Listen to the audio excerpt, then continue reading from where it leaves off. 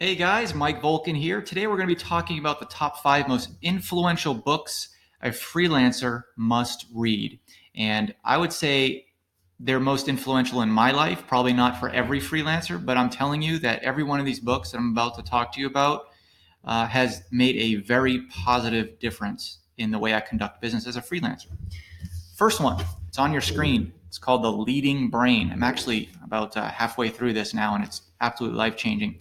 If you want to know how to work smarter, how to work harder, not just from a work perspective, but from a goals perspective and from a family and life perspective, this book has a lot of cool hacks in here that are instantly actionable. Okay, so check out The Leading Brain by, I'm going to try to pronounce this author, Friederike Fabritius.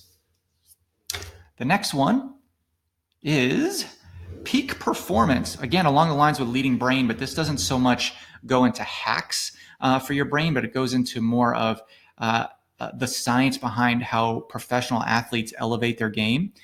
This is written by some athletic trainers that have a strong science background. Peak Performance is an excellent book to learn how to take small incremental steps towards your goals. And now that kind of subject might seem obvious, like you create a goal and you just you chunk it out into steps and you make it doable each step, but it's really so much more than that. And the great thing about this book is they back everything by scientific studies, so it gives you confidence that what they're saying is actually accurate. And it's really fascinating. I honestly didn't expect a lot when I bought this book. I just thought it would be an interesting read, but it's really had a profound impact on me. The next thing, probably my favorite book on this list, is The Power of Neuroplasticity. I give a lot of guest podcasts on the subject of neuroplasticity. And what's fascinating about this book and Shad Helmstetter is his ability to translate the power of the brain into what you can do as a person. This isn't so much about being an entrepreneur, although it directly relates to that. But neuroplasticity is a fascinating science or a fascinating concept that has been recently proven by science, and how powerful your brain really is. And what Shad really does great is he tells you how to talk to yourself.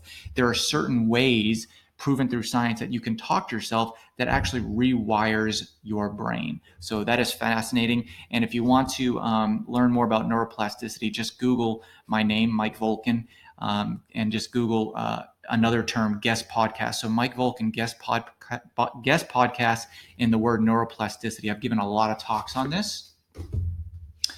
The next one, Atomic Habits. I've read a lot of books on habits.